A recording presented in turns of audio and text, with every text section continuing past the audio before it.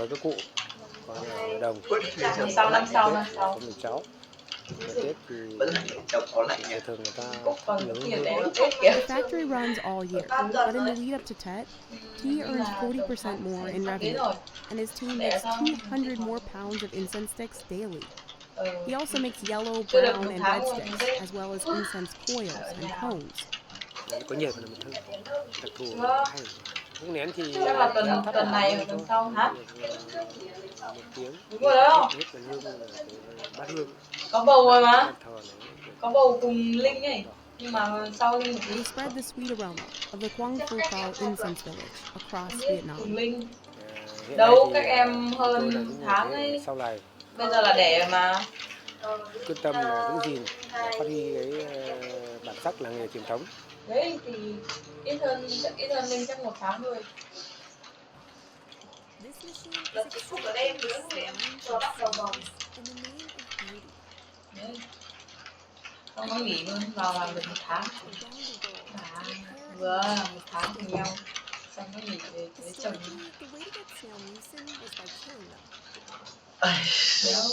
Béo lắm luôn đấy.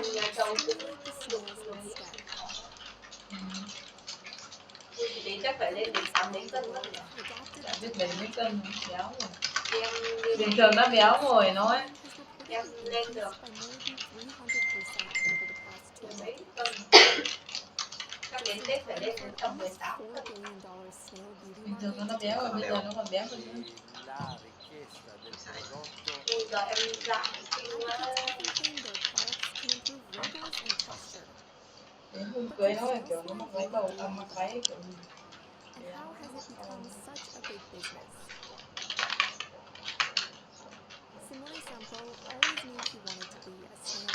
ôi, trời ơi.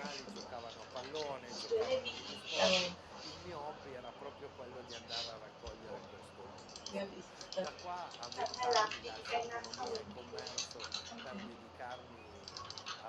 thì thằng kia cũng không đến nỗi mà.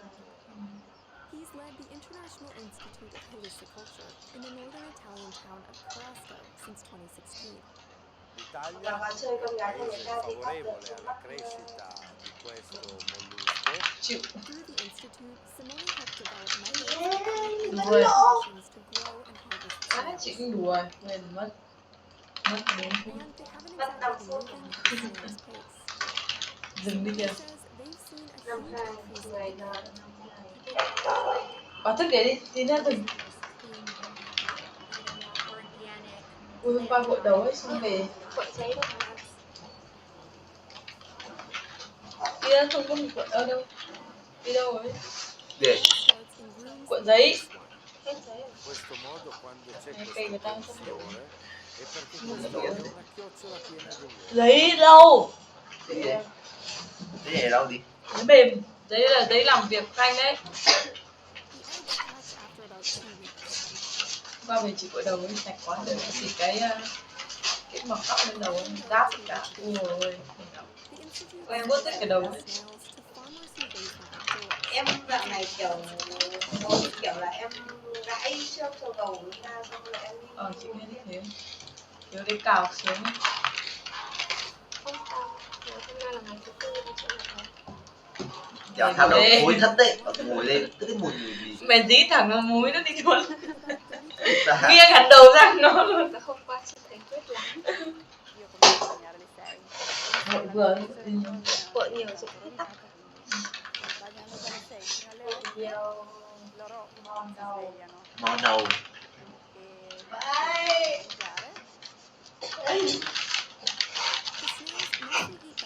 Giờ em mới hỏi chị các bạn nữa. Giờ có thể nhớ chưa ta? Là sao? Trong khi đây sao vậy chị? Vâng.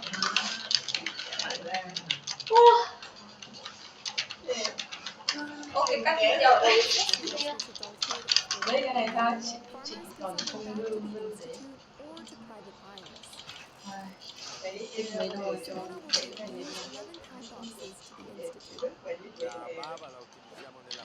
như con mèo chỉ đi được đúng một phát ấy. Là tay của chị.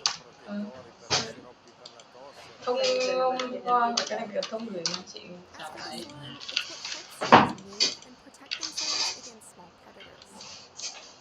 It also contains antioxidant properties that are said to repair skin damage. So, how do helioculturists get snail slime for beauty products? It's a centuries-old practice.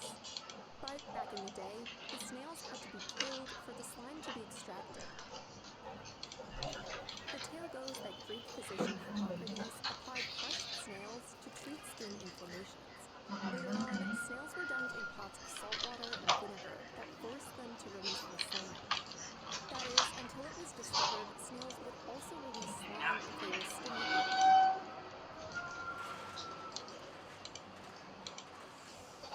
So, Simone spent years developing this machine to get them to release the mucus without killing them. He describes it as a little spa for snails. The steel structure has two domes that can fit about 400 pounds of snails. The snails are first cleaned with Tao không bày được phát nào đâu, được với mình phát duy nhất. then they're sprayed with an acidic Quay ngay là gì cắt video. and release the slime as a defense mechanism. Chọn video đi, cái video của em. The Institute says this process doesn't cause harm to the animals. The machine Vẫn vừa cắt video. 18 ounces of slime during the 1-hour process. Không mở được.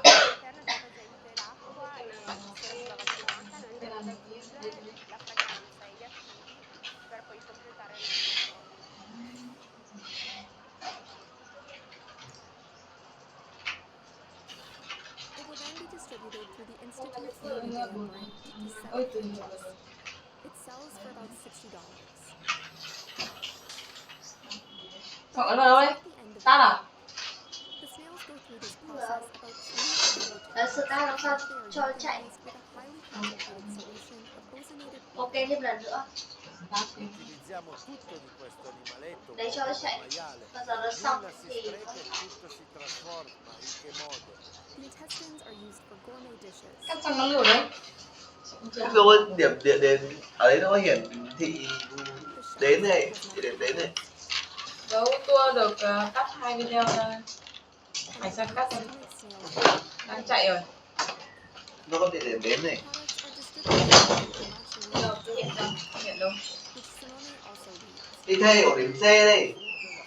Ừ, nhưng mà cắt thành 2 video mà. Pensa che Thì nó lửa đấy à? nei prossimi 7 anni Video này quay bao nhiêu phút mà thành cái này?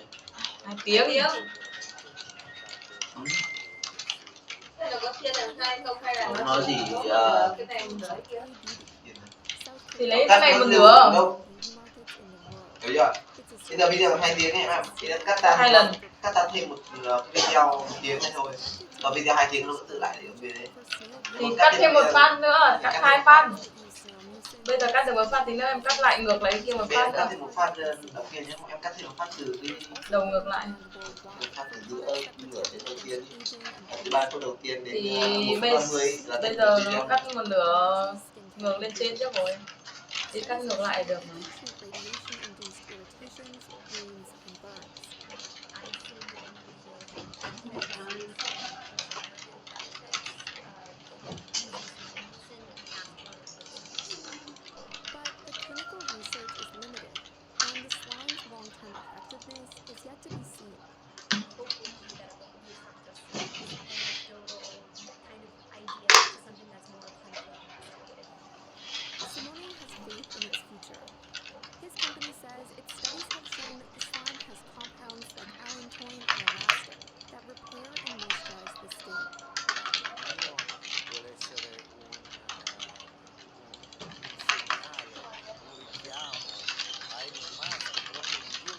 La nostra chiocciola sullo spazio. Con lei possiamo nutrirci, possiamo curarci, possiamo farci bene. Each of these cocoons holds almost 1,000 feet of silk. And these wiggly little guys are responsible for spinning them. Here in Nam Cao, Vietnam, craftspeople weave silk that's so valuable it can sell for $150 a dress. That's because this is really delicate work. Each cocoon has to be hand-pulled, and the worms themselves are really hard to raise. For one, they're always hungry, and they need the perfect environment, or else they'll die. Today, Vietnam is the second biggest producer of raw silk in the world. Nearly everyone in this village works in the industry, and they're using many of the same techniques passed down for generations. But about a decade ago, the industry in this town almost dried up. Khi tôi về gần 10 năm trước, làng nghề chỉ còn có 3 hộ. Fake silk from China had flooded the market, and warmer temperatures were threatening the worms' lives. But this area revived itself, thanks to Han. She got farmers to weave more profitable goods and helped them reinvest in new technologies that boosted production. Chúng tôi đã trao quyền cho bà con. We head to Vietnam to see how one village saved its big business of silk. Silkvillages.Vietnam. And they produce silk in a tedious 30-step process. It all starts in fields like this one. There aren't any worms out here. This is just their food, and they need this much of it.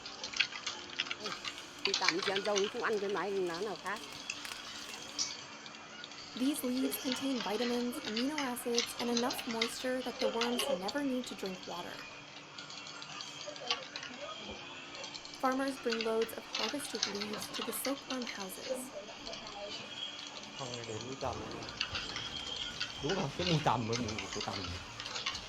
Nhất là khi mà nó chuẩn bị, nó còn chín, nó còn hư, nó còn có khi nó còn hư. Han Văn Tin is a 35-year veteran farmer. He buys tens of thousands of worms from breeders each year, and he raises them on big bamboo mats on the first floor of his home. When it's feeding time, he lays a net on the worms. Then he heaps 3 pounds of food on top. The healthy worms crawl through the holes and get to munching. Nó vậy là những con nào mà nó xấu ấy, thì nó lọt lại ở dưới. And they eat over 600 pounds of leaves a day. Ruộng ăn cơm nằm như tầm ăn cơm đứng, cái đó tự nó vậy rồi. Meaning Tin can't rest because the worms eat every 4 hours. Nếu mà mình không cho ăn thì sao? Thì tơ nó sẽ kém chất lượng hơn, tơ sẽ không nhiều. They also need a sterile environment at a perfect temperature of around 22 degrees Celsius. Con tầm là chủ yếu là sợ nhất là nó bệnh xoắn gai người. After nearly a month of eating and sleeping, their bodies will plump up. Tơ nó nhìn có thể tơ vàng nhìn lên và để chúng ta cho lé lên và để ra thành kén. Tin delivers the worms to another family in Hong Kong. They hang them on racks stuffed with silk. The worms spit the silk out of this organ, called a spinneret. During this vulnerable time, workers fight off bees that attack the silkworms.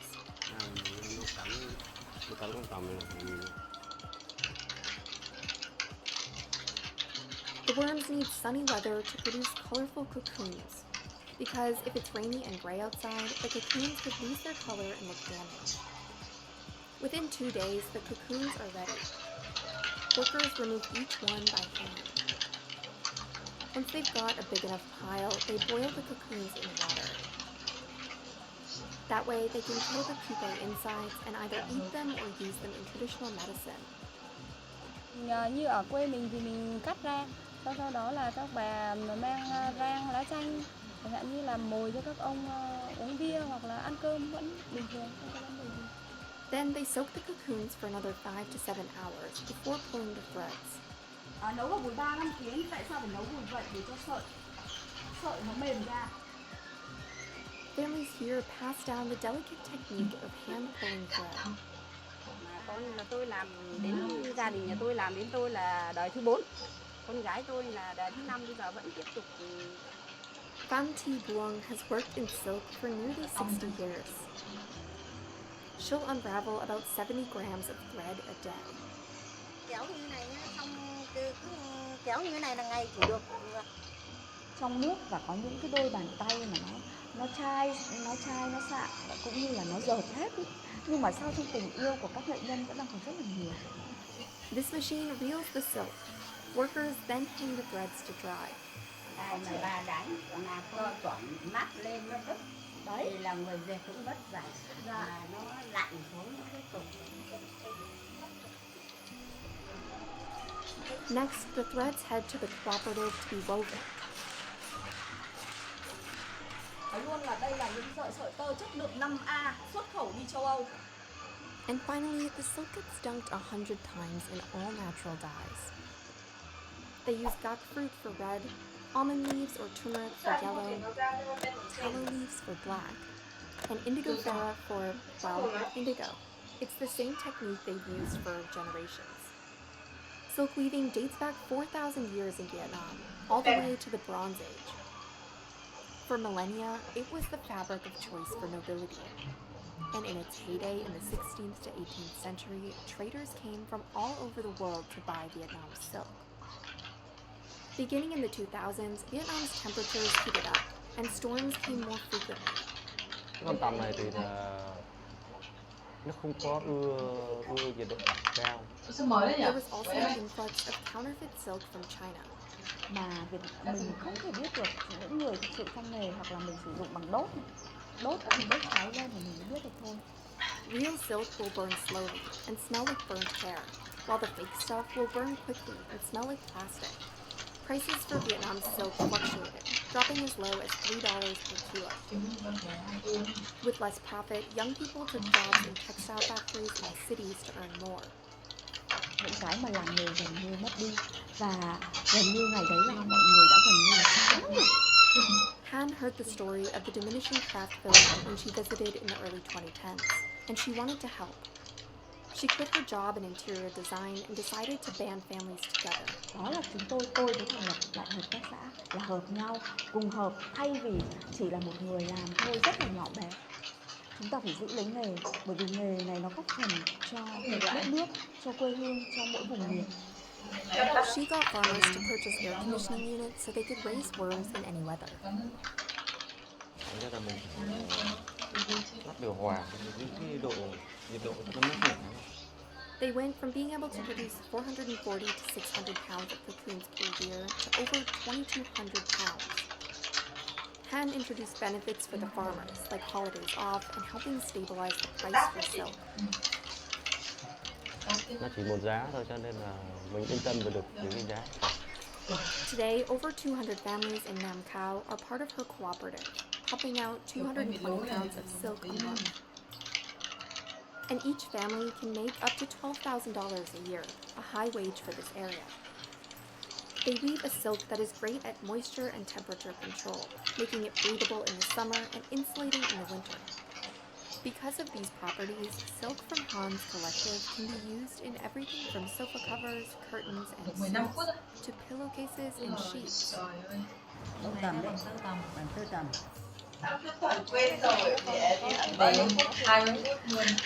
Những khách hàng của chúng tôi là những nhà thiết kế thời trang, những nhà nhập khẩu về decor nội thất, rồi các cửa mẹ và bé. Han hopes the success of the Nam Cao cooperative will attract young talent back into the industry, so farmers can reinvest in the town. Sau này là tương lai sau này thì như Hạnh nói là sẽ về làm đây cái khu để chăn nuôi và tính là gì đó. Còn em lên nhóm nào? Until then, they'll keep spinning away.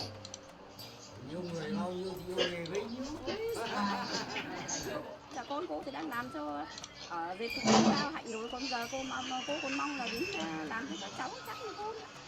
Rồi là vẫn cứ phát triển, càng mong càng phải phát triển hơn nữa chứ không phải là vậy. This is a natural sea sponge getting trimmed. And it was harvested here in Tarpon Springs, Florida, the sponge capital of the world. No sponges, no Tarpon Springs. By some estimates, about 70% of the natural sea sponges collected globally come from this stretch of Florida's coastline. Generations of residents, many Greek, have built their lives around this bony sea creature. don't know how to do anything else. Sponge divers here have harvested these animals, yes, they're animals, since the 1900s. But the industry has been struggling recently. Increasingly frequent hurricanes have prevented fishermen from heading out to sea. Some of those storms even killed the sponges. And high fuel costs over the last year have turned some away from working in the industry at all. But sponge diving has faced challenges in the past and has bounced back before. Sponge sales still bring in a couple $1 million a year. But Tarpon Springs has found another way to leverage its storied history. It supports probably close to $20 million worth of tourism. We head to Florida's Gulf Coast to find out how sea sponges became such a big business and why divers are fighting to keep their trade alive.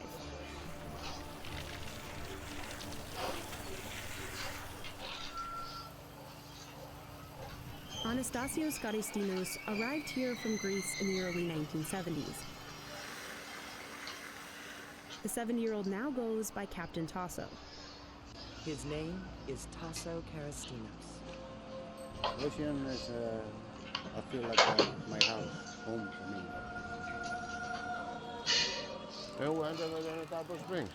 Greek town, Greek music, Greek restaurant, so I fit into a place. Sponge diving dates back to ancient Greece. In fact, both Homer and Aristotle wrote about the creatures. Back then, people used them for bathing, cleaning, painting, and decorating, the same as today. When settlers found natural sponge beds in Florida in the 1800s, Greeks began making their way to America, bringing their trade with them. In the olden days, they'd wear suits like this. But nowadays, divers wear wetsuits in the summer and insulating dry suits in the winter.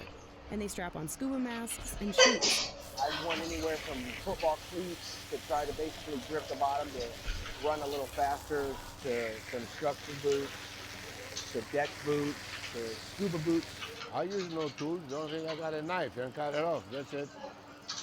Knife. They plunge as low as 60 feet deep to find the sponges. Hardly ever it will go over 45, 50, 60 feet maybe. They walk along the bottom for as long as it takes to fill up one bag. I just keep looking. I just make a lot of dives. I go down and I look. In the old days, they used a hook to tear sponges from the bottom. But now, by law, a diver has to cut the sponge with a knife to promote regeneration.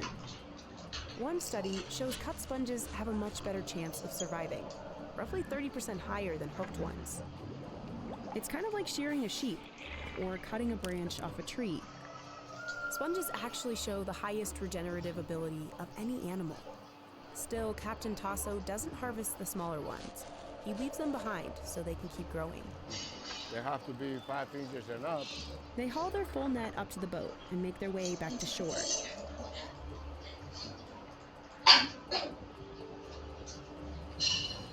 Yeah?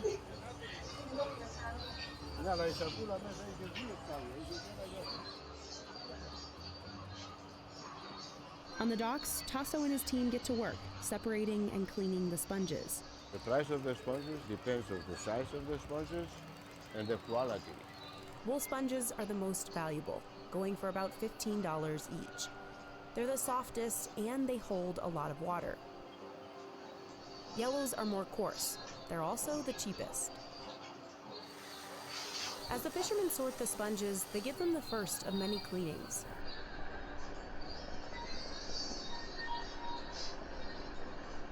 Then they trim them to get rid of any discolorations and to shape them.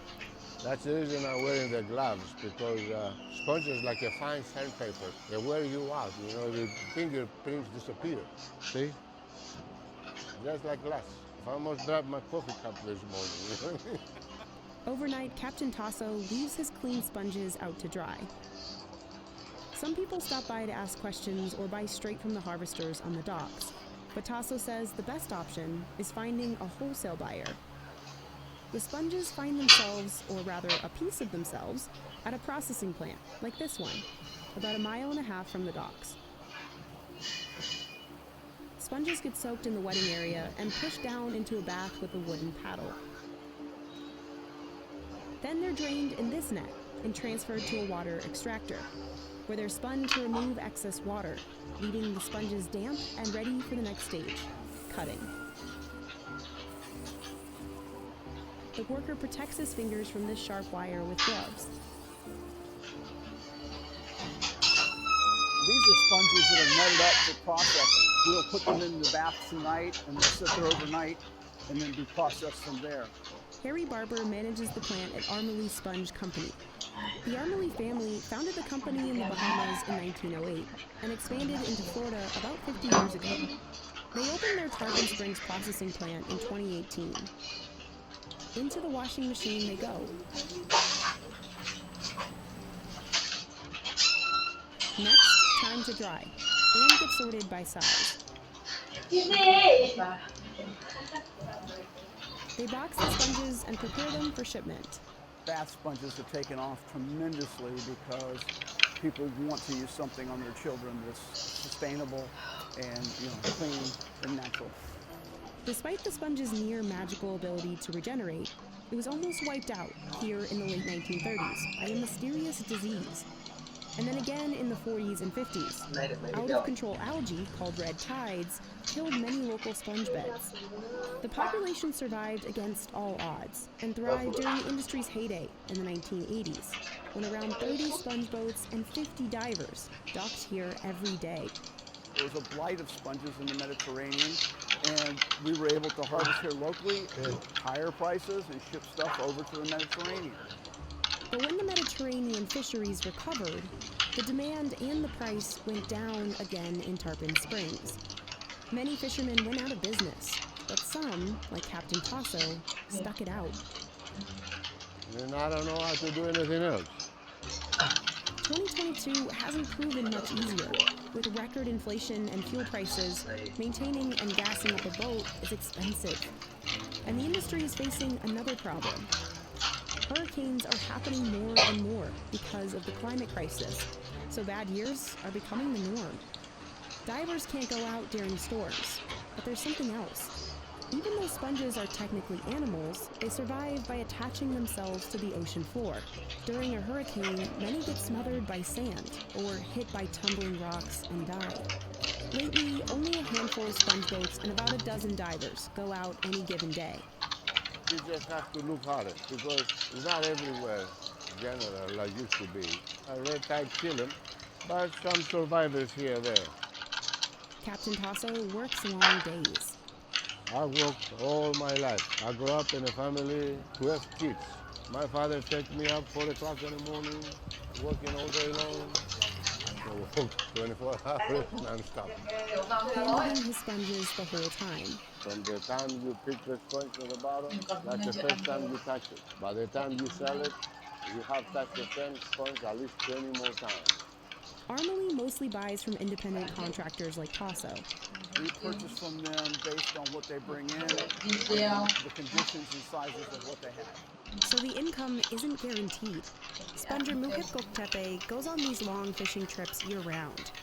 He makes about $46,000 a year. If you bring sponges, it's gonna be good years. You don't bring it, no good years. Sometimes hurricane, tropical storm, you don't work. Some years you work more and you make more. Some years less and you make less. Depends how much time you go out there, that's all. In addition to the financial uncertainty, diving can be dangerous if your hose gets cut or you dive too deep. That's why Muhit and Tasso aren't trying to pass down a family business. Well, cut my air hose a couple of times and I run out of air and I have to swim up. That's a dangerous step. I want my kids or my grandkids to do this job. They can do better. There's not much money into it. Nobody wants to go get beat up out there for 20 days. People prefer to be in the land. I ain't gonna push my grandkids to this job. I don't want them to do that. They're doing good in the school. It is sad to see so few fishing, but I certainly understand it. The markets right now won't bear really high prices to offset the cost of fuel. Maintenance on boats is expensive. We're looking at a country and a world that's trying to look at natural products. So until the industry can rejuvenate itself, Tarpon Springs will have to rely on its tourism. Visitors pour tens of millions of dollars into the community every year, eating authentic Greek food and taking boat tours. They also shop for sponge souvenirs to take home.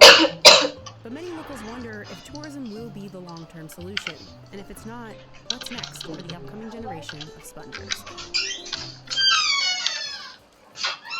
This grain has been nicknamed the gold of the Andes.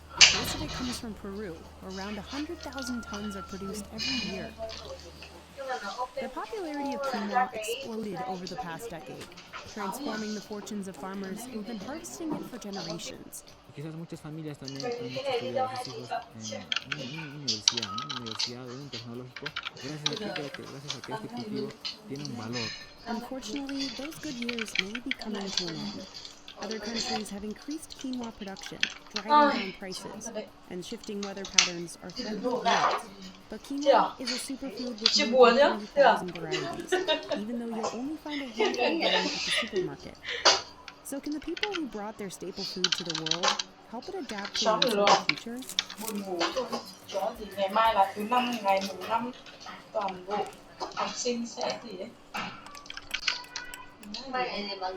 Hôm nay The Andes have been eating quinoa long before it hit the shelves at gourmet markets. Nuestros abuelos y bisabuelos siempre nos han enseñado a que este alimento deben comerlo primero, ¿no? Porque es lo que les va a ayudar más adelante para que cuando seamos abuelos pues no estemos también enfermándonos de la salud y todas las cosas, ¿no? For centuries, Peruvians have ground the grain to make flour and ferment chicha, a popular drink. Quinoa was sacred to the Inca. They called it the mother grain. That's because it grew well under harsh conditions and flourished in areas where other crops struggled. Trong nhìn một tiếng nhưng nó yêu cầu cao lắm đấy. The grain has adapted as weather patterns have changed in recent years. It is still a struggle. Nos ha empezado un poco a rotar el tiempo de cosecha, ¿no? El tiempo de siembra, ya no es en el mismo tiempo, ¿no? Ignacio is one of around 68,000 quinoa producers in Peru. He's been out in the fields with his family since he was just 10 years old. No podía trabajar así con el nivel que trabajo ahora, ¿no? Y tampoco poco a poco iba entendiendo, ¿no? Cómo se hacía el sembrío y todo, ¿no? The season to plant quinoa starts at the end of the summer. Workers gather early in the morning, and they pass around handfuls of cocoa leaves. Then they call to Pachamama, or Mother Earth, to help them get the job done quickly.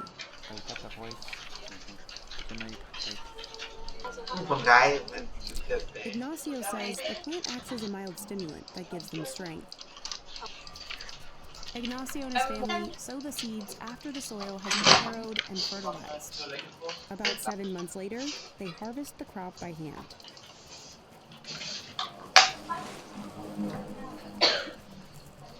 Y se pone a secar al sol.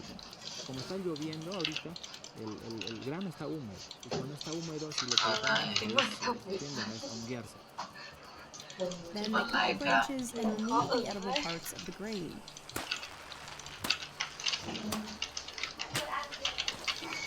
El trabajo de la cosecha de la quinoa es cansado, sí, es cansado.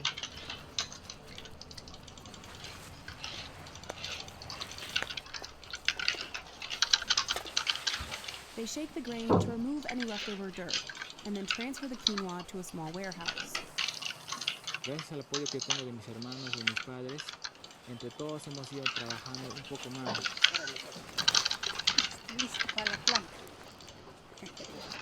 About a decade ago, Ignacio and his family would have traveled across the country to sell their quinoa.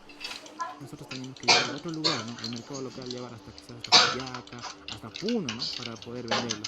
Pasa que hacía un trabajo de más, ¿no? But that's now the job of Copacabana, a cooperative that represents more than 600 farmers in southern Peru. De ahí fue la iniciativa para poder nosotros como productores unirnos, ¿no? Hacer un equipo, en formar una alianza con unos productores de otras zonas también. Representatives from cooperatives like Eusebio visit the farms to inspect the grains. The cooperatives pay farmers like Ignacio about $1.50 per kilo. le damos asistencia técnica, le facilitamos con maquinaria, le facilitamos con insumos, ¿no? Para que tengan. Sin embargo, no les regalamos, sino que también es al costo del productor. About 1,200 tons of quinoa are processed every year at the cooperative's facilities. Once the quinoa reaches their warehouse, workers thoroughly wash it twice to remove a bitter chemical called saponin. Porque si no se hace un buen lavado, entonces tiene cierto amargor la quinoa.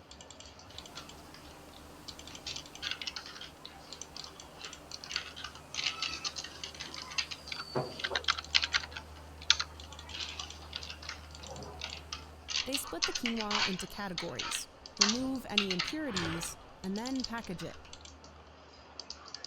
It'll make its way overseas. The cooperative says it exports to the US, the European Union, and Japan. In the US, the product has become increasingly popular. America imports about a third of all the world's quinoa. But it wasn't always this way.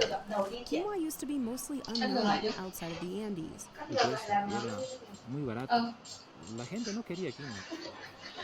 But it all began to change in 2009, when the Peruvian government started establishing free trade agreements. It became easier for companies to export to the US and beyond.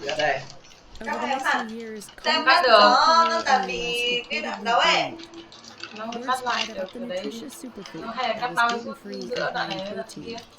When stuff like the keto diet were taking off, and there was this kind of this conventional wisdom that all of those grains that you were eating, quinoa probably packs the strongest punch in terms of protein.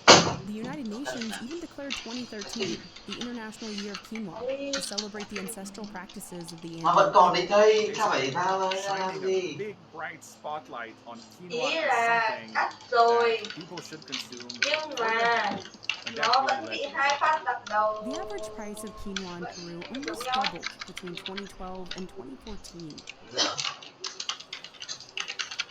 Các em lấy đầu trước thì đầu nó sẽ giống nhau. The rise in quinoa sales helped locals who didn't even work. Rồi kéo này vào đây ai, kéo này vào đây. Mà ai chả kéo thế nãy không được. Bây giờ mới hỏi. Nó ra xuất video, nó không xuất ra video như này. And spending some of those funds on the economy.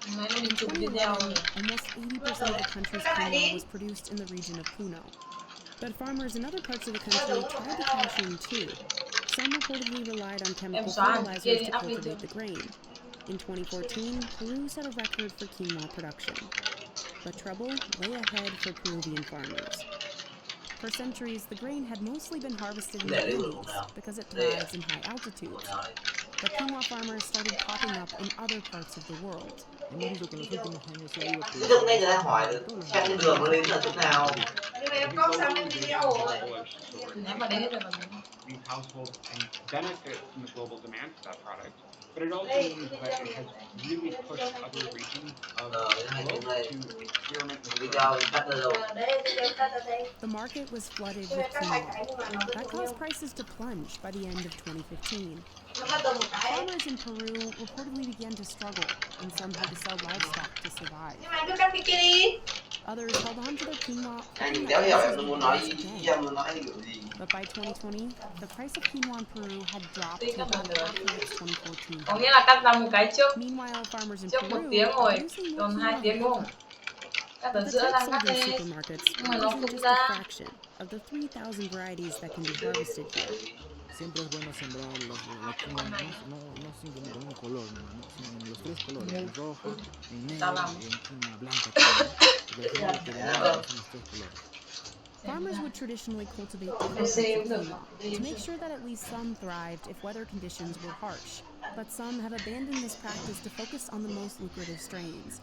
And experts worry this may mean losing many varieties of the ancient crop. Sí sería malo perder esta gran variedad que tenemos, puesto que sabemos que algunas tienen algunos compuestos que no todas presentan. That's why many are brought here, to the National Institute of Agricultural Innovation. Los agricultores semilla porque primero tienen minerales. Ellos han mantenido las semillas, nosotros con Unia hemos colectado esas semillas y ahora las mantenemos almacenadas en los bancos. Acá en Perú más o menos almacenamos cerca de 17 variedades. some of those less common strains could have uses beyond food. Hemos visto que ese contenido esas saponinas pueden ser de utilidad para la industria, bien sea para el desarrollo de fármacos o para la industria de los detergentes. Los agricultores también podrían estar sacando una ganancia produciendo específicamente esta gran diversidad que contenemos. Ignacio says he would eventually like to sell baked goods, like cookies, made of quinoa. But for now, he has to focus on what sells. There's a bustling operation behind the fancy cameras of food commercials. It takes dozens of people and a few customized robots to make a burger look this juicy. Oh, nothing here is simple. As far as the work we do is incredibly complex, very technical. Steve Geralt has filmed commercials for big brands like Hershey's, Heinz, and Pepsi through his production company, The Garage, and there's a lot of money on the line. Filming one 30-second ad can cost hundreds of thousands of dollars, and they're working against the clock because they use real food, which doesn't stay pretty for long. That's the misnomer about everything. Baking makes things harder. We visited Steve's studio in Brooklyn, New York, to see how his team films the perfect burger. Today, Steve and his team are working on a test shoot for Burger King. They'll use it to try and land the client. Yeah, good. Brett Kurzweil is a veteran food stylist. It's his job to make the burger look like a Whopper. He usually has a budget of a couple $1,000s, and he always buys a lot more than he'll use, so he can pick out the perfect bun, patty, and veggies.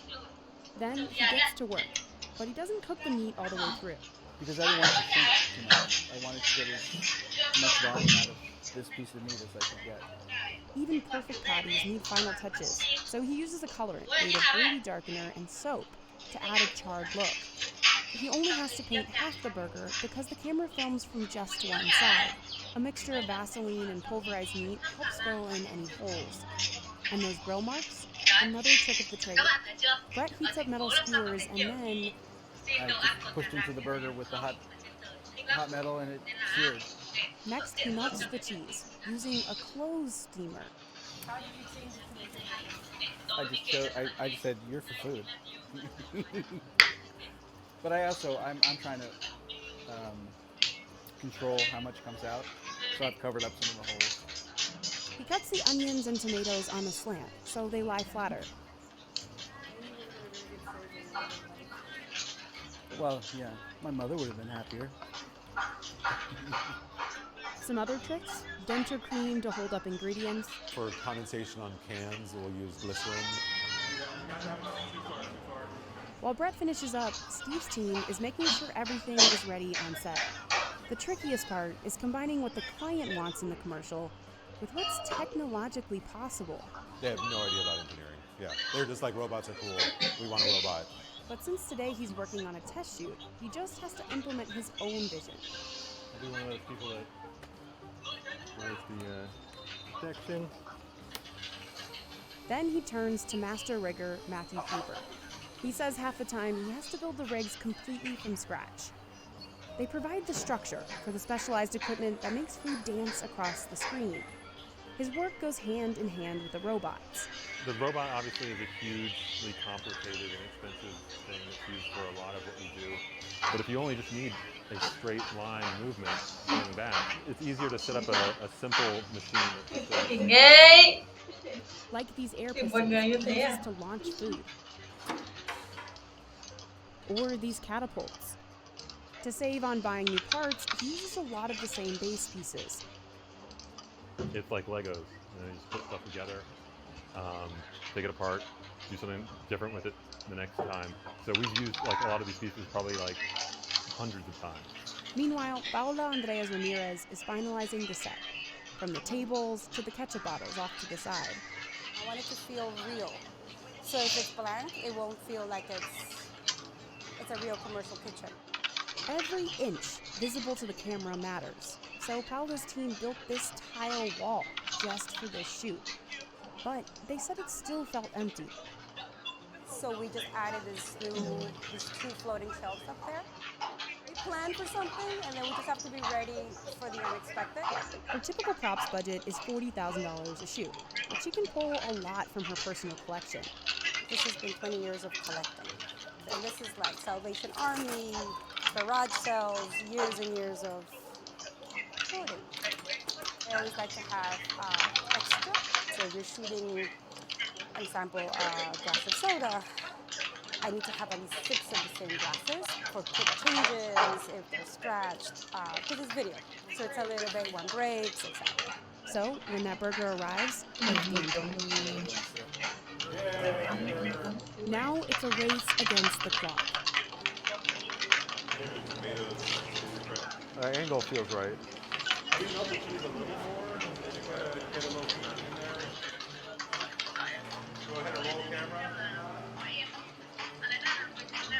And push in a little bit closer. Today they have custom-built water-cooled lights that don't torch the food. We used to have like these really hot lights that would like cook the food and it would die really quickly, so like the ice cream would be like impossible to shoot in slow motion because it would just melt the second you turn the lights on. But that lettuce will start to wilt in a matter of minutes. Hot lights are not. So quick-moving robots and tons of planning are essential to keep a shoot on schedule, because any delay could mean running over budget. The first action uses a dolly zoom to create something known as the Hitchcock effect. But the whole background is like whoa, warping around it. Cue the robots. They're actually the same kind that build cars. This robot cost $150,000, and it can pretty much do any move you can think of. Sometimes you can program the robot pretty quickly. Some moves take a whole day. Here's the second shot. Steve envisioned the camera moving through a field of burgers as each gets pulled out of frame. We're probably only like 1.5 inches away from that burger when we land, so to try to do that with people will be almost impossible. It's a really complex move that the robots do really easily, and they do it the same exact way every time. But speed is not the only challenge. Every shot has to be identical. If a burger is even a centimeter off, or if something on set gets bumped between takes, they might have to start over. Those fries don't want to behave. This laser helps them keep track of the burger's position.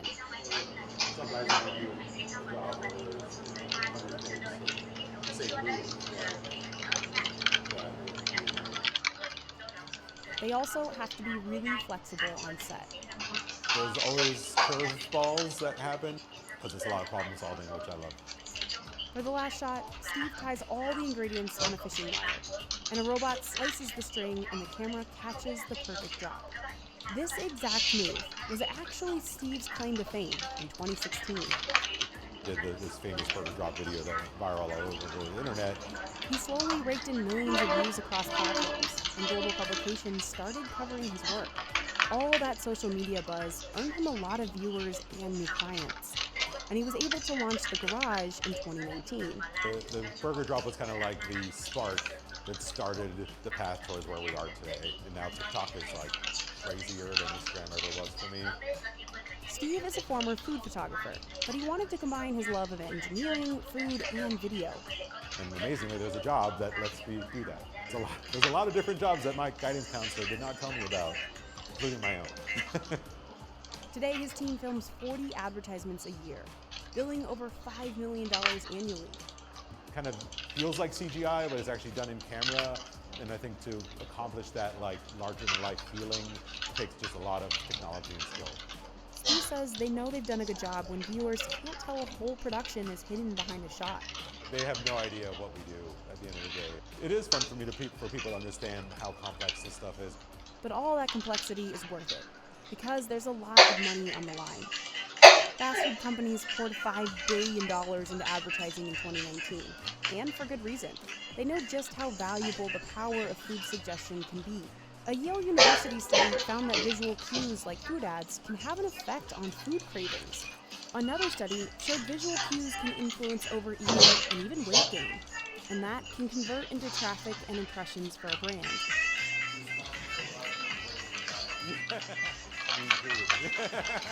These brands led the pack in ad spending in 2019, and budgets just keep ballooning.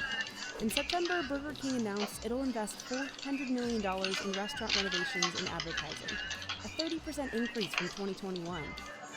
Which is why Steve and his team filmed this Whopper pitch, hoping to hook a new client with their dancing robots and juicy burgers.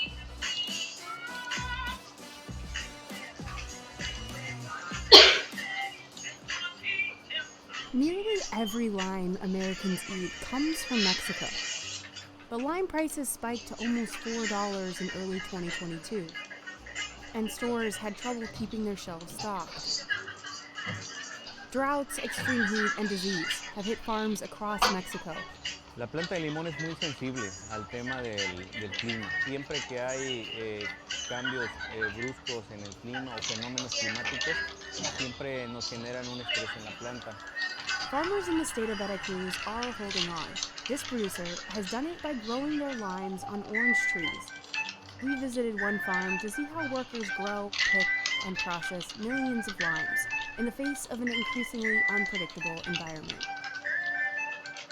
About 45 lime producers are spread across Martínez de la Torre, Veracruz. They grow Persian limes, the seedless kind. Muy importante porque se utiliza en la mayoría de los platillos. Persian limes love the wet climate here.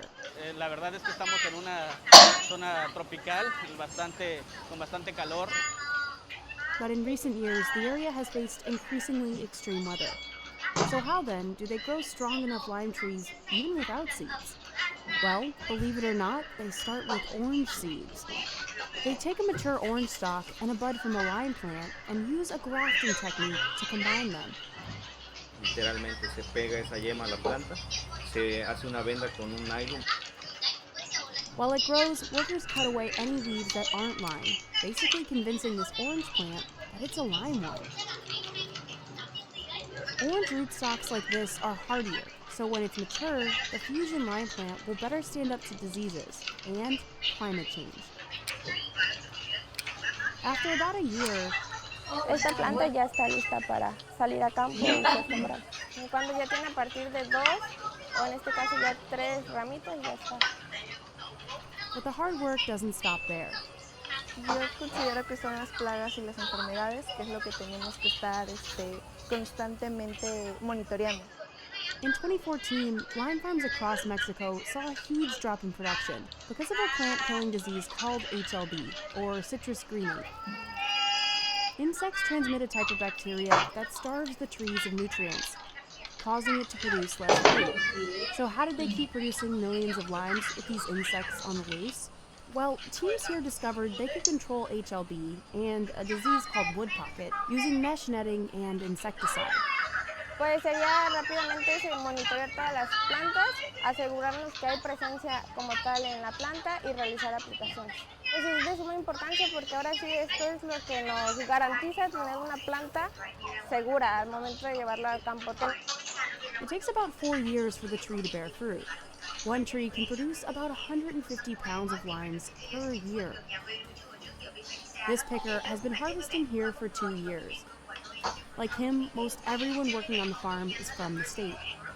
Ya lo que está más grande, si se ve la tiernita, pues. But in the last 5 years, limes haven't always looked like this. Veracruz farmers have faced a growing number of floods, freezes, and high winds. La planta de limón es muy sensible al tema del clima. In very dry conditions, the lime skin is too smooth and may turn yellow. If conditions are too wet, the tree will drown, causing the fruit's peel to split. When it's really windy, branches hit the fruit.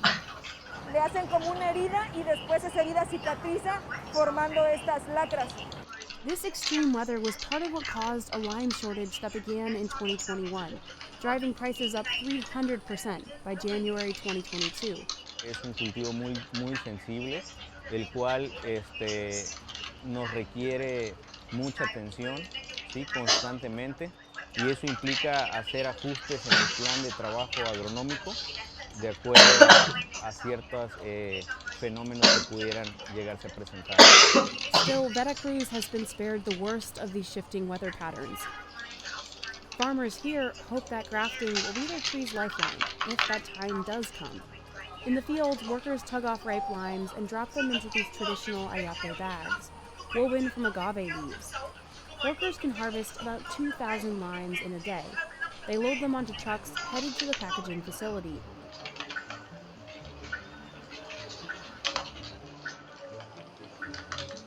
Empezamos nuestro proceso con el área de vaciado. This machine dumps limes onto the processing line. Each one gets washed with a detergent disinfectant. para retirar cualquier tipo de suciedad, polvo que pueda traer de campo la fruta. And hit with a spray of palm wax. It's not just to make the limes look shiny. Es para poner como una capa sobre la fruta que le va a ayudar a subir el anaquel o a que la fruta tenga una mayor vida, pues que no se deshidrate y que no se madure tan pronto. Throughout their journey in the factory, the limes will get sorted multiple times. Some stations do it by hand, others with fancy tech. Nuestra máquina consta de un sistema operativo el cual toma de 20 a 40 fotos a cada fruta que va pasando. Using those pictures, the machine separated them based on their size. Ones that aren't the right size will go directly to Mexico's juicing industry. The perfectly sized ones will head on to get exported. But first, there's quality control. Este limón es para exportación a Estados Unidos. Tenemos un limón con una buena cáscara, un buen color, un color uniforme. Y si lo partimos o lo abrimos, tenemos una buena cantidad de jugo. After they pass this final test, the limes are ready for packaging and shipping. The majority of the limes produced in this region end up in the United States. Demand for limes has been increasing for decades as Latin American and Asian cuisines became more popular. But in 1994, after a new free trade agreement went into effect, the floodgates for Mexican limes opened. Now, the U.S. is the biggest importer of limes globally, doubling the amount it purchased from Mexico in the last 10 years. To keep up with demand, Mexico increased its production 50% in the same decade. Workers here say that demand is a double-edged sword. On one hand, el limón es el sustento de miles de hogares, de muchas personas, de muchas empresas y de importación, de exportación de materias primas, fertilizantes. Entonces, esto da comida a muchísima gente. But the downside, extreme weather is making it hard to keep up. Cada vez hay calores más fuertes y se nota cada vez más la falta de lluvia. The farm can also lean on that grafting technique to help grow trees faster, so they can keep up with booming U.S. interest. But while they wait for what might come, they'll keep picking away, hoping for steady weather and a strong harvest. Sí, porque esto nos da muchísimo trabajo a todos nosotros y la verdad nos sentimos muy orgullosos de que ustedes consuman el limón veracruzano, el limón mexicano.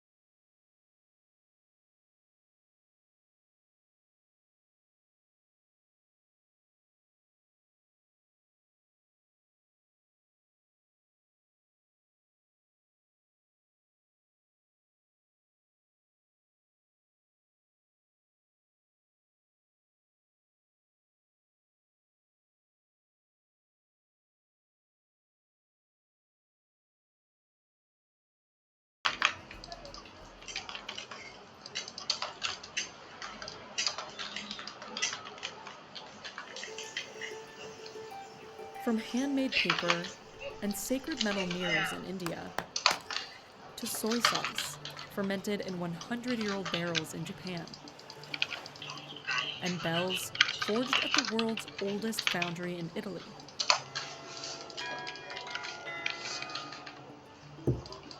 We got an inside look at family businesses and artisans around the globe to see how their centuries-old traditions are still standing.